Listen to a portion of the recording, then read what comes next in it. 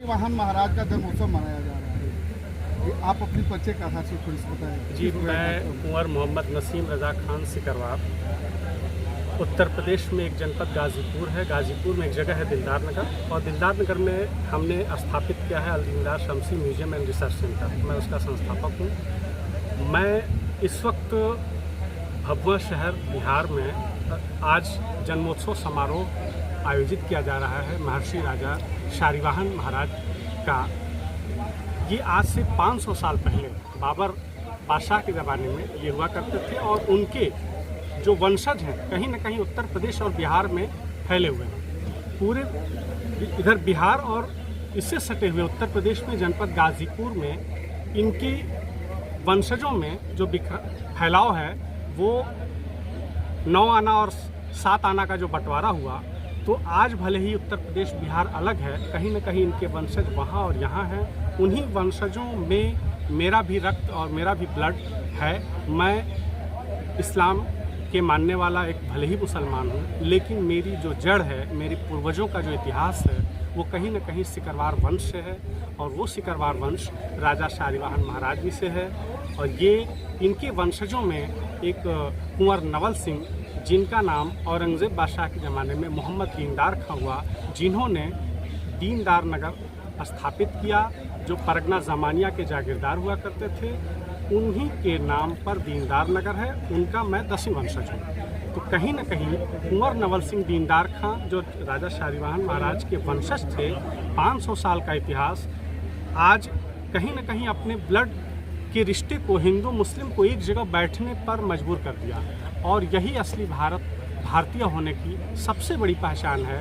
कहीं न कहीं जो शीर्ष नेतृत्व के जो नेता हैं या हमारे जो लीडर हैं, जो भारत में बड़े बड़े, जैसे भागवत जी का बयान आया था कि यहाँ के पूर्वजों का डीएनए एक है, तो कहीं न कहीं वो सत्य है कि डीएनए एक है और सभी वंशज एक हैं, बशर्ते कि अपने इतिहास को, अपने उस बिखरे हुए, भूले हुए, बिसरे हुए पन्ने को एकत्रित करके, अगर एकत्रित करके हम लोग आपस में एक दूसरे को जानें, तो ये जो कटुता है, जो दूरियां हैं, वो कहीं ना कहीं कम होगी। हम आपस में जब रिश्तेदार हो जाएंगे, आप हमारे चाचा, भाई और भतीजा, जब रिश्ते पते चल जाएंगे, तो भले ही पूजा पद्धति का तरीका अलग हो जाता है, लेकिन कहीं ना कहीं पानी से गाढ़ा खून का रिश्ता होता है। उसी रिश्ते की वजह से हम हिंदू मुसलमान एक जगह बैठते हैं, और आज सिकरवार वंश ने ये जन्मोत्सव समारोह मनाकर ये साबित किया है कि हम कैसे 500 साल के बिखरे हुए भाइयों को एक जगह बैठाने का काम कर रहे हैं। ये सबसे बड़ी महत्वपूर्ण है। इसी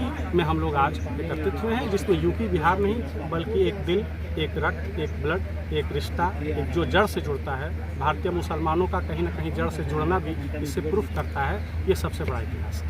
आपका नाम क्या है? मेरा नाम कुंवर मोहम्मद नसीम रज़ा, टाइटल सिकरवार।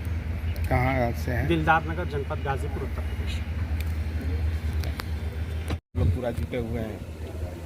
आज महाराज शालिवाहन का जन्मोत्सव मनाने के लिए हम सभी सिकरवार परिवार, महाराज शालिवाहन के वंशज, चैनपुर परगना के तथा चौसा कमसार परगना से सभी लोग यहाँ महाराज शालिवाहन का जन्मोत्सव मनाने के लिए अपने कुल देवी माँ कामाख्या के मंदिर प्रांगण में जुटे।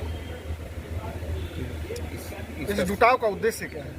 इस जुटाव का उद्देश्य है अपने पूर्वज का जन्मोत्सव मनाना, प्लस अपने इतिहास को याद करना, अपने इतिहास को जानना, बताना अपने वंशजों को। ये इनका जन्म कब हुआ था?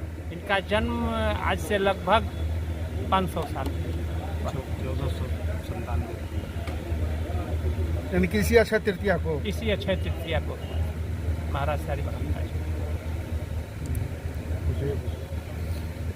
ये बताइए कि इनका संक्षिप्त में बताइए, इनका इतिहास क्या था? ये जो हरसू बरम धाम और जो है इनका दोनों में क्या, थोड़ा संक्षेप में बताइए थोड़ा सा। महाराज शालिवाहन यहाँ चैनपुर स्टेट के जब राजा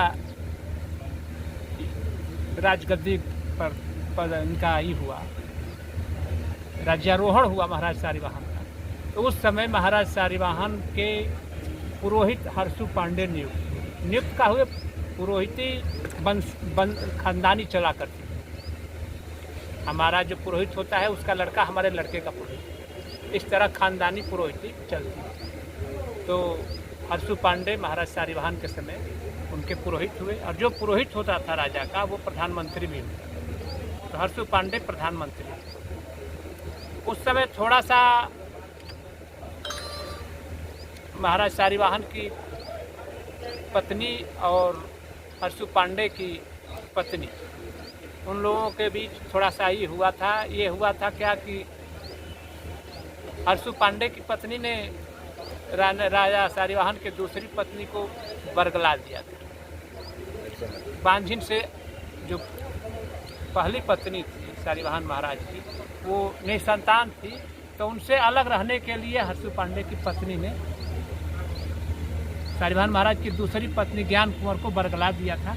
और वही बरगलाने के कारण ये हर्षु पांडे फिर महाराज सारीवाहन के विरुद्ध हो गए, उनका मन बदल गया अपनी पत्नी के बहकाने के कारण। हर्षु पांडे की पत्नी ने हर्षु पांडे को बहका दिया कि इस राजा के विरुद्ध आप षड्यंत्र करें और षड्यंत्र करके इस राज्य का सर्वनाश करें। इसी कारण वो घटना हुई, इसके चलते चैनपुर स्टेट बख्तियार खां के कब्जे में चला गया। बख्तियार खां को हर्षु पांडे बुलवा करके यहाँ